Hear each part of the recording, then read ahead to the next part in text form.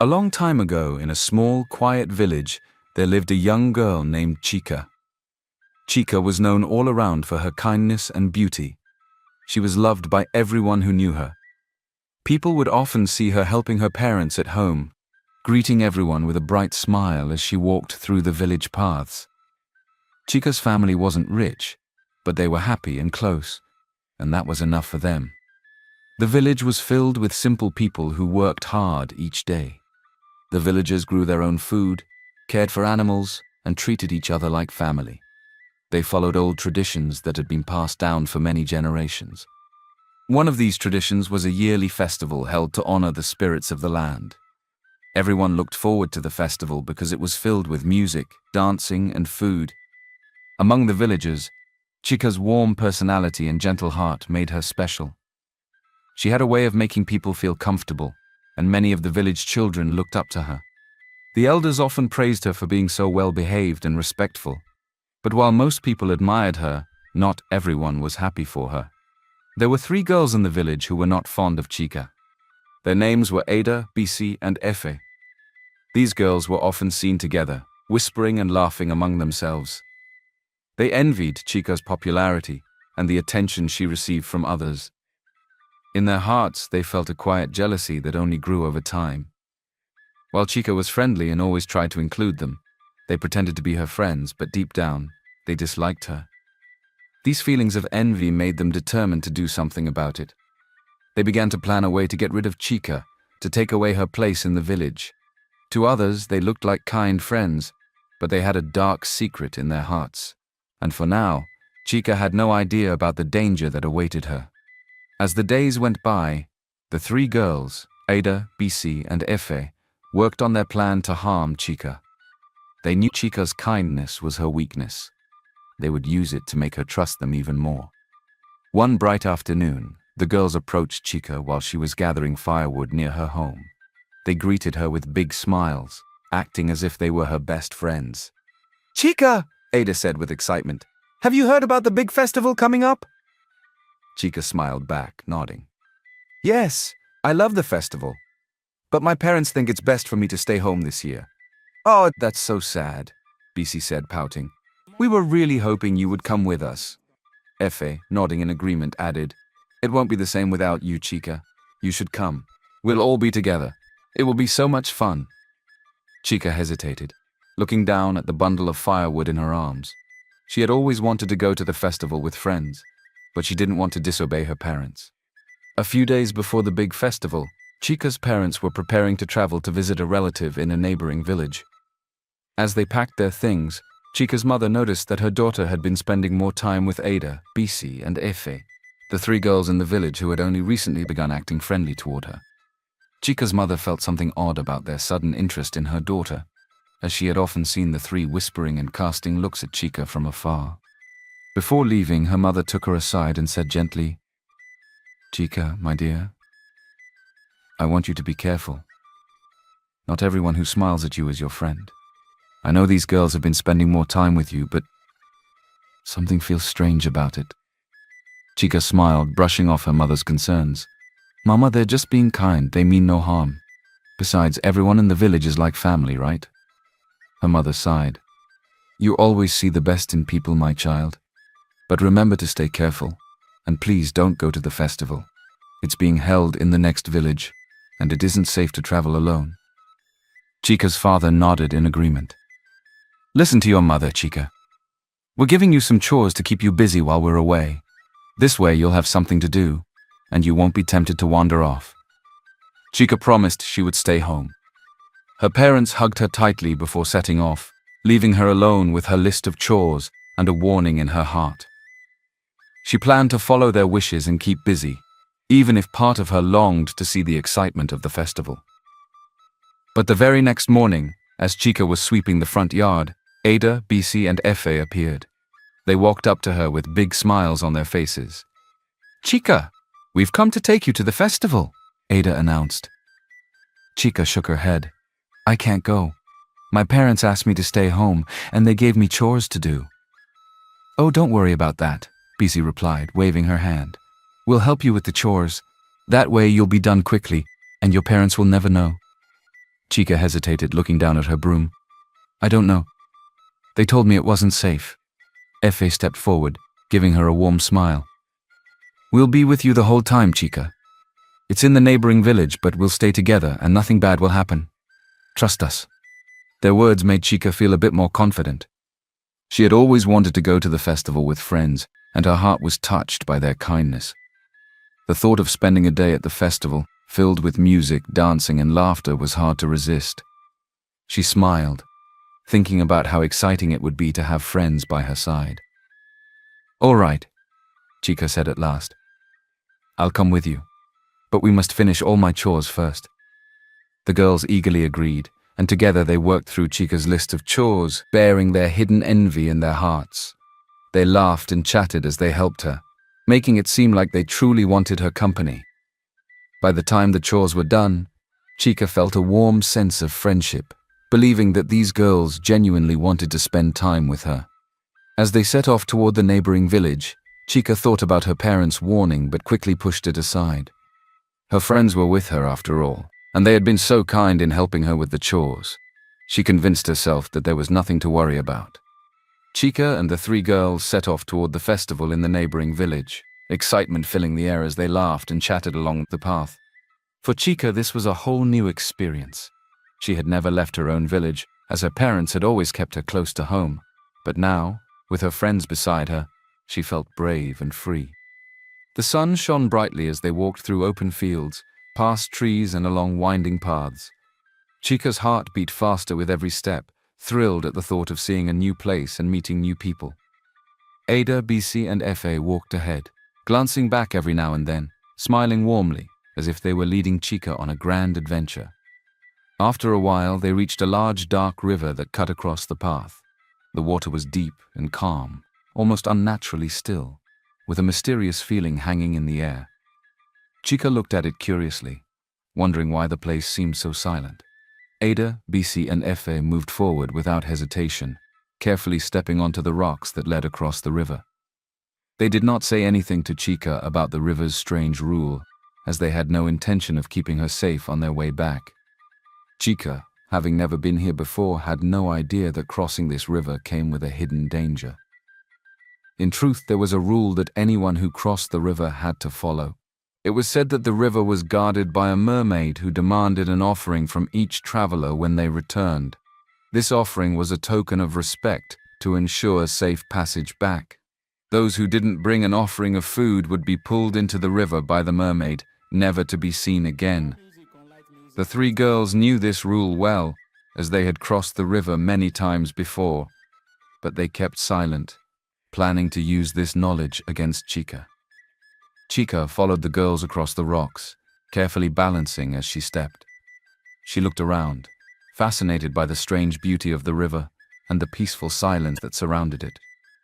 When they reached the other side, she breathed a sigh of relief, excited to be closer to the festival. Once they arrived at the neighboring village, Chica's eyes widened with wonder.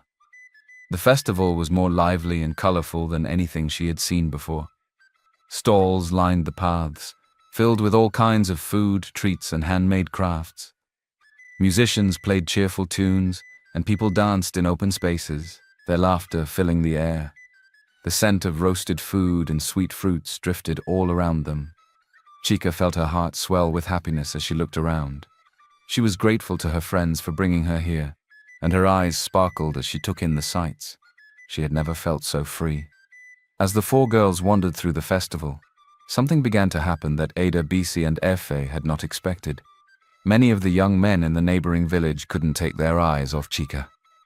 Her beauty, combined with her gentle smile and humble nature, captivated everyone around her. They admired her simplicity and charm, and some of them even tried to get her attention.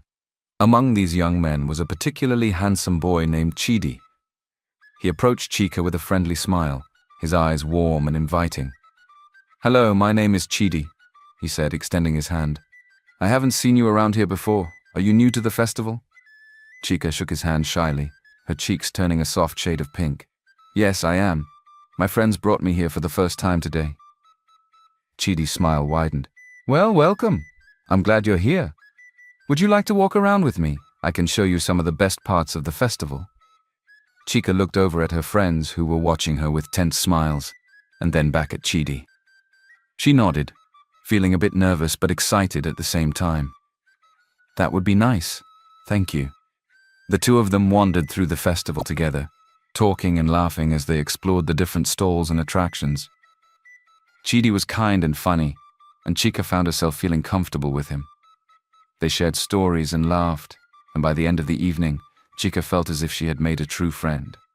But as more people noticed, Chica, Ada, BC, and Afe grew bitter. They had expected Chica to be grateful to them for bringing her along, but instead, she was the one stealing all the attention. The young men, who would normally notice them, were now completely charmed by Chica. Ada's face grew tense, BC's eyes narrowed, and Afe clenched her fists, each one feeling a mix of anger and jealousy. The three girls huddled together, their eyes never leaving Chica as she laughed and talked with Chidi and the other villagers. "Look at her," Ada whispered, her voice filled with resentment. "She acts like she's better than us." "Yes," BC muttered, crossing her arms. "Everyone loves her as if we don't even exist." Ife glared at Chica from a distance. Maybe it's time we remind her that she's not so special after all. The three of them exchanged dark looks, their jealousy burning even brighter now. They knew that Chica wasn't aware of the mermaid's rule about offering food on the way back, and they planned to keep it that way. In their minds, this was the perfect chance to finally rid themselves of her. Chica, meanwhile, was oblivious to the bitterness growing in the hearts of her friends. She laughed, danced, and celebrated with Chidi and the other villagers, feeling happier than she had ever felt before. She believed that she was surrounded by friends who truly cared for her, never imagining that they were plotting against her. As the day wore on, Ada, BC, and Afe prepared themselves for what they intended to do next. And while Chica's heart was full of joy and trust, danger lay just ahead. Chica was still caught up in the joy of the festival, her eyes bright with excitement as she moved from stall to stall. She couldn't stop smiling, surrounded by laughter, music, and colorful decorations. For a brief moment, she forgot about her parents' warning. This was a day of freedom and happiness, something she had never experienced before. But suddenly, as she turned to look at some dancers, she froze. Standing at the edge of the crowd were her parents, their faces stern and angry. Chica's heart dropped. She knew she was in trouble. Before she could slip away, her parents spotted her, and her father strode toward her with a serious look in his eyes. "Chica," her mother's voice cut through the noise of the festival. "What are you doing here?" Chica lowered her head, feeling ashamed. "Mama, Papa, I'm sorry. I didn't mean to disobey you." Her mother sighed, pulling her aside, away from the curious eyes of the villagers. "We trusted you to stay at home. We told you not to come here. But here you are, ignoring our warnings." Her father added, "Do you understand how dangerous this journey is? You should have listened to us and stayed at home. Now you need to go back immediately. This is no place for you, Chica." Chica nodded, her eyes downcast. She felt a pang of guilt in her heart. She hadn't meant to disappoint her parents, but the excitement of the festival and the kindness of her friends had made her feel safe. Just then, Ada, BC, and Efe appeared, pretending to look concerned. "Oh, Chica, is everything all right?" Ada asked, giving her a false look of sympathy. "Yes, her parents are here," BC whispered, smirking. Chica's parents barely acknowledged the three girls, too focused on their daughter. "Go home now, Chica, and don't take any more detours," her father warned. "Yes, Papa," Chica replied, her voice soft and sad. Her parents watched her walk off with the girls before turning back toward their relative's house, still upset but hoping she would learn from this. The three girls, however, exchanged quick, satisfied glances. They were fully aware of the river's rule, and with Chica now frightened and eager to get home, they had the perfect chance to put their plan into action. Quietly, they each packed a small portion of food for themselves, making sure they had something to offer the mermaid on their way back. They didn't say a word to Chica about it, acting as though there was nothing to worry about. Chica kept glancing back, her heart heavy with guilt. She felt foolish for disobeying her parents, and she wanted nothing more than to reach home and make things right. The other girls walked ahead, whispering and exchanging smirks, pleased that everything was going according to their plan. Finally, they reached the river, and the strange, quiet atmosphere settled around them once more. Chica felt an odd chill in the air, but she hurried forward, not wanting to linger. The girls, meanwhile, paused at the riverbank, each of them taking out the food they had packed as an offering. They looked at each other, grinning, knowing that this was their moment. As they prepared to cross, Chica noticed the girls holding out their food. Her heart skipped a beat as she realized that something was wrong. She had no food with her, no offering to give. She looked at her friends, panic growing in her eyes. "Ada, BC, Efe, please, can I have some of your food?"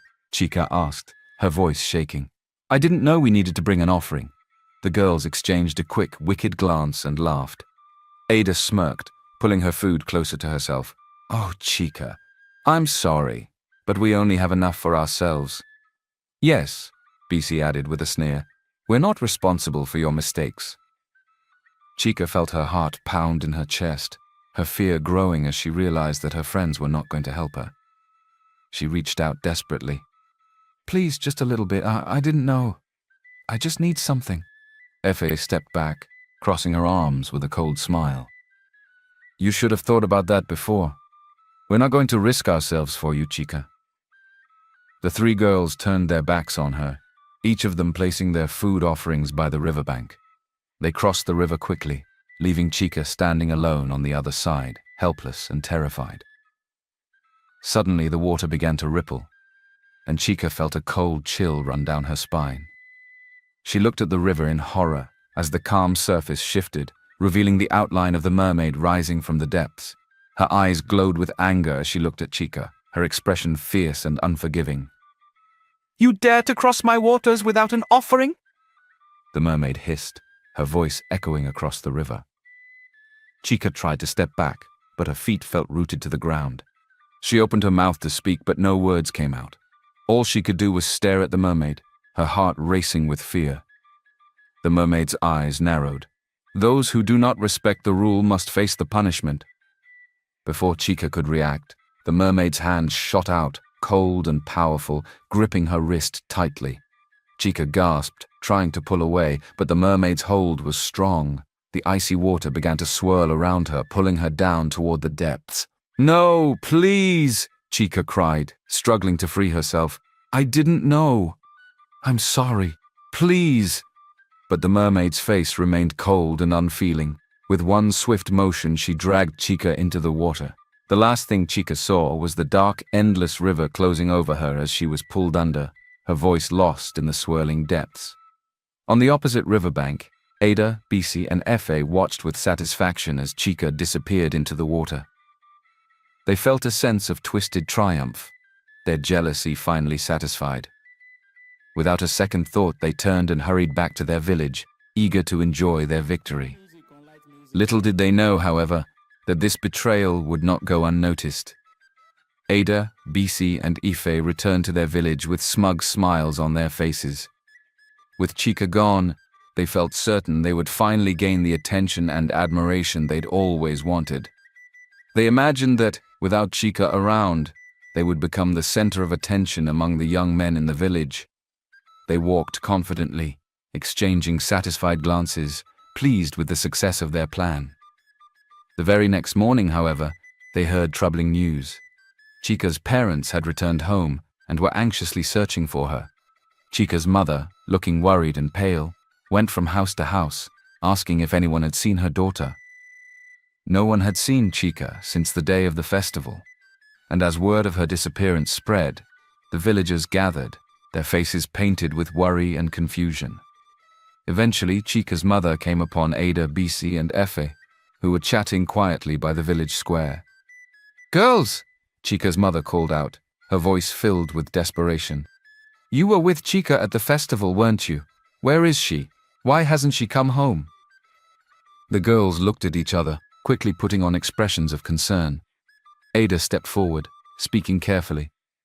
"Yes, We were with her, but after a while she wandered off. We thought she would be right behind us. BC nodded, her face serious. We figured she stayed behind to enjoy the festival a bit longer. She seemed to be having a good time. Efe added, We didn't think anything of it, Mom. Chica seemed fine, and we assumed she'd come home on her own. Chica's mother's face fell, her eyes filling with tears. But Chica isn't like that. She wouldn't wander off alone, not without telling us. The villagers around them began to murmur, each person concerned and saddened by the news of Chica's disappearance. Chica was loved by everyone in the village, and the thought of her being lost or in danger filled their hearts with worry. One of the older women in the crowd spoke up, her voice low and troubled. Maybe something happened to her by the river. That place has always had strange stories surrounding it.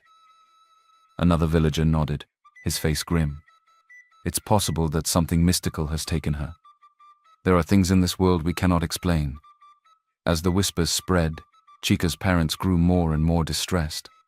Her father, trying to stay strong, put his arm around his wife, who was trembling with grief. She'll come back. She has to. Chica is a smart girl. She'll find her way home.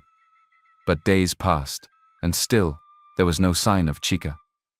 Her mother became pale and weary, her eyes hollow from sleepless nights spent searching and waiting. She would often sit outside their house, gazing at the path, hoping that her daughter would come walking up to her with that familiar bright smile. But each night ended in sorrow, as Chica remained lost. The village mourned Chica's absence deeply, with people whispering prayers for her safe return and lighting small candles outside their homes in her memory. Some villagers believed she had met with an unfortunate accident, while others suspected that mystical forces had taken her. Meanwhile, Ada, Bisi, and Efe continued their lives as if nothing had happened, pretending to share in the village's grief. They offered comforting words to Chica's parents, helped search along the paths, and spoke kindly of Chica whenever they were asked. But in truth, they were pleased, enjoying the new attention from the young men in the village who now took notice of them. However, as rumors grew and whispers spread, the girls began to feel a faint unease.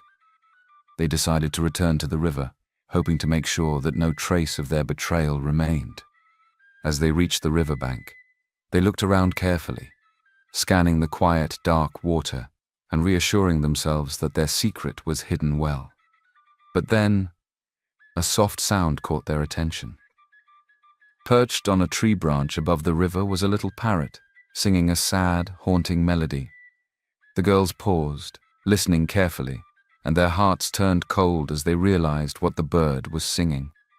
The parrot's song seemed to echo their actions, each line of its mournful tune revealing pieces of the terrible truth of what they had done to Chica.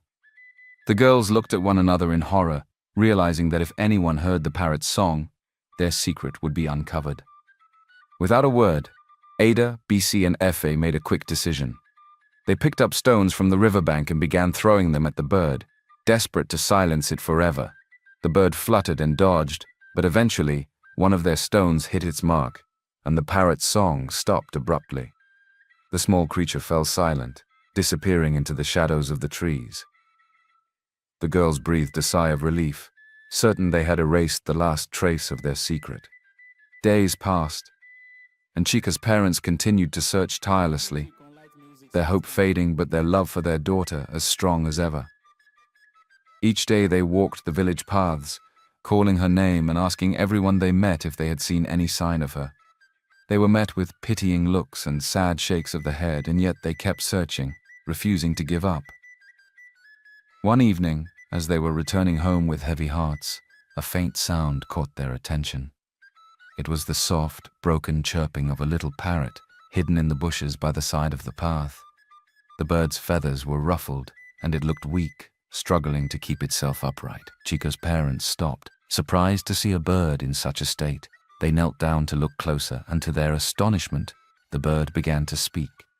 With a trembling voice, the parrot sang a sad, haunting tune, its melody filled with sorrow and pain.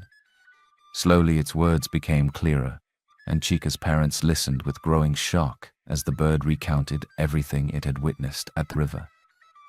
Through its broken song, the parrot revealed how Ada, Bisi, and Efe had led Chica across the river, knowing full well about the mermaid's rule, but keeping it a secret from her.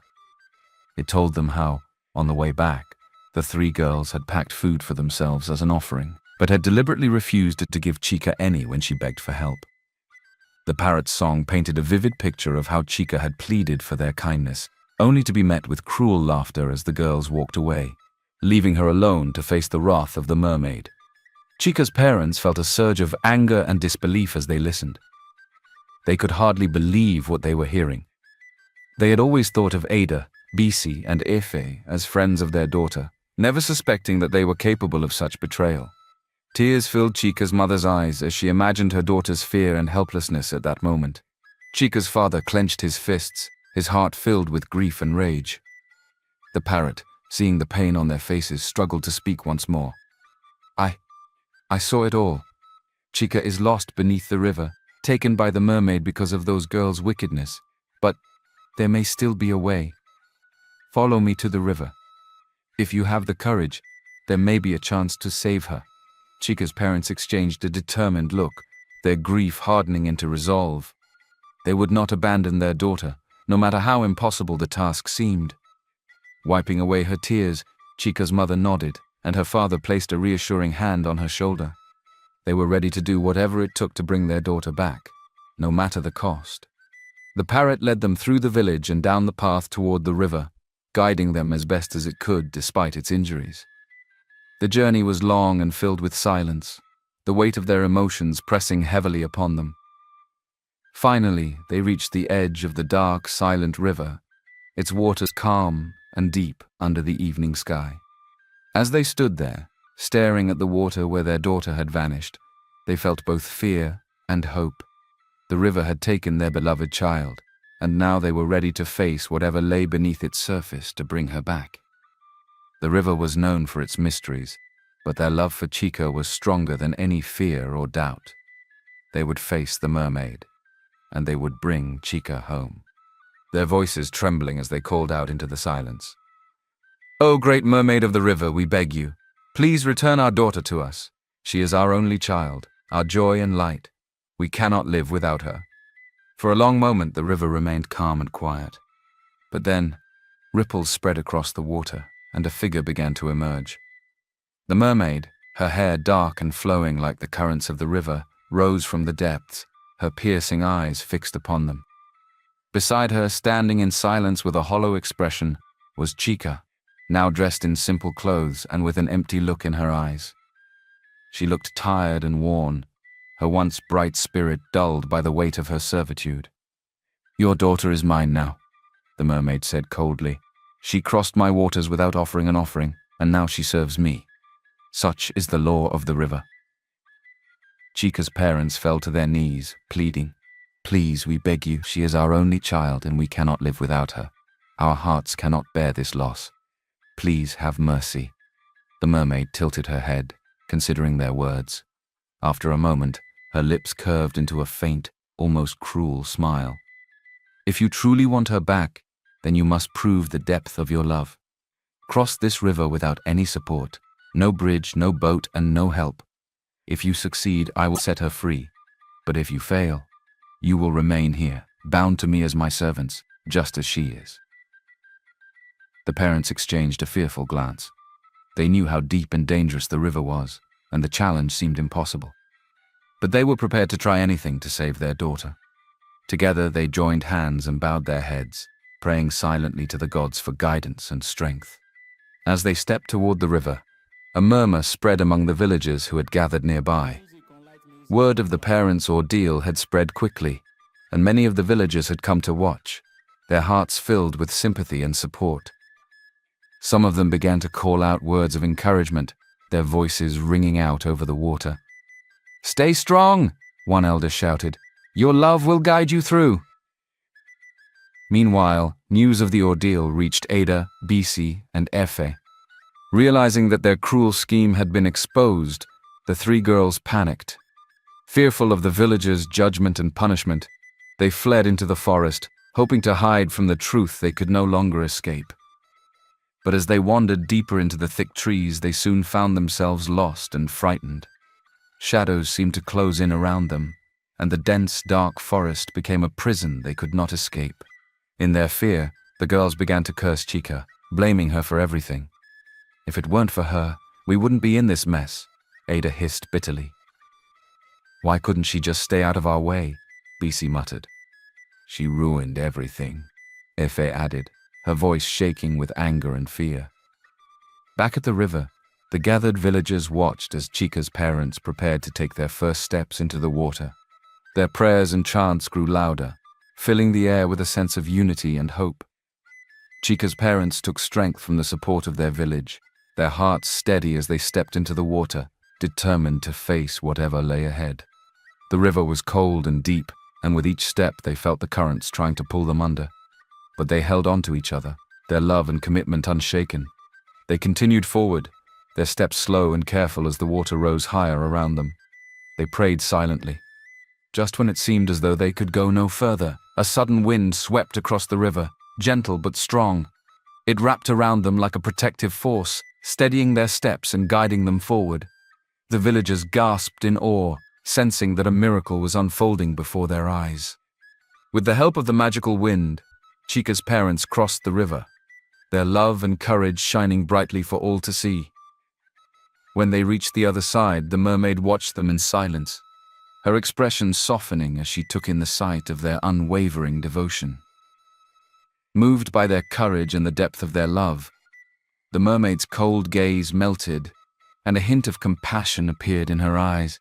She nodded slowly, a hint of respect in her voice. "Your love has proven true. I release your daughter." With a wave of her hand, the mermaid freed Chica from her servitude. Chica's eyes filled with tears of relief and joy as she ran into her parents' arms. They held each other tightly, their hearts overflowing with love and gratitude. The villagers cheered, their voices echoing through the air as they celebrated Chica's return. Together, Chica and her parents made their way back to the village, surrounded by the warmth and support of their community. They were finally whole again, and the love that had guided them through their darkest moments would continue to protect and strengthen them in the days to come. The day after Chica's return was filled with joy and relief, but also with a quiet sorrow. The story of her ordeal spread through the village, reaching every corner and every heart. As people heard about how Ada, BC, and Efe had tricked Chica, leaving her to suffer at the mercy of the mermaid, they were shocked and saddened. The villagers, who had once thought of the three girls as friends and neighbors, now looked upon them with disbelief and anger. That anyone could be so driven by jealousy was a painful reminder of the dangers that envy could bring. The matter was soon brought before the king, who was both angered and disappointed by the betrayal. He called for Ada, BC, and Efe to be brought to his court, where they stood in silence, their heads hung low as they faced the weight of their actions. The entire village gathered to watch, their eyes filled with disappointment and grief for what these young women had done. The king's voice boomed through the hall, filled with a stern authority. He began, "You have betrayed not only Chica, but the trust of this entire village. You allowed jealousy to consume your hearts and plotted against an innocent girl, bringing sorrow upon her family and fear upon our village. Such actions cannot go unpunished." The girls said nothing, their faces pale as they listened to the king's words. They knew there was no excuse for what they had done. As their eyes scanned the crowd, they could see the faces of the villagers they had once laughed and talked with, now looking upon them with a mixture of sadness and anger.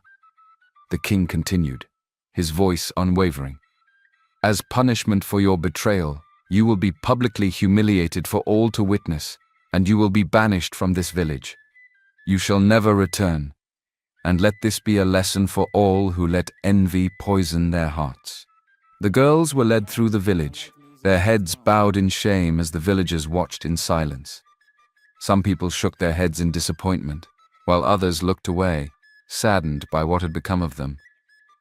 The girls had lost everything, and they knew they had only themselves to blame. They would carry the weight of their actions as they wandered far from the only home they had ever known. Once the girls had left, The village turned its focus back to a celebration of joy and relief. Chica was safe, her family was whole again, and the painful memory of betrayal was replaced by a renewed sense of unity. The villagers gathered to rejoice at Chica's return, filling the air with laughter and music. Friends and neighbors came to Chica's home, bringing gifts and offering words of kindness, happy to see her safe and sound. There was a warmth in the air, a reminder of the power of love, honesty, and family bonds. Later, Chica, feeling a sense of gratitude, decided to visit the river once more. She wanted to thank the mermaid, whose change of heart had given her a second chance at life. With a small offering in hand, she walked to the edge of the river and called out softly, "Great mermaid of the river, I have come to thank you." Slowly the water rippled, and the mermaid emerged, her expression calm yet thoughtful. Chica looked at her with respect, noticing a softness in her eyes that had not been there before. "I see you have returned," the mermaid said, her voice less cold than it had been before. "What brings you back here, child?" "I came to thank you," Chica replied. "Your mercy allowed me to return to my family, and I am forever grateful." The mermaid looked at Chica for a long moment, a wistful expression crossing her face. She sighed, glancing down at the water as if remembering something long forgotten. "Once I was like you," she began, her voice laced with sadness. "I was a young maiden, filled with hopes and dreams, and I fell in love with a handsome man from a faraway village. But his mother, who was a powerful witch, despised me and cursed me to this river, where I would remain forever." Chica listened in silence, her heart aching for the mermaid's sorrow. "Over time, my bitterness grew," the mermaid continued.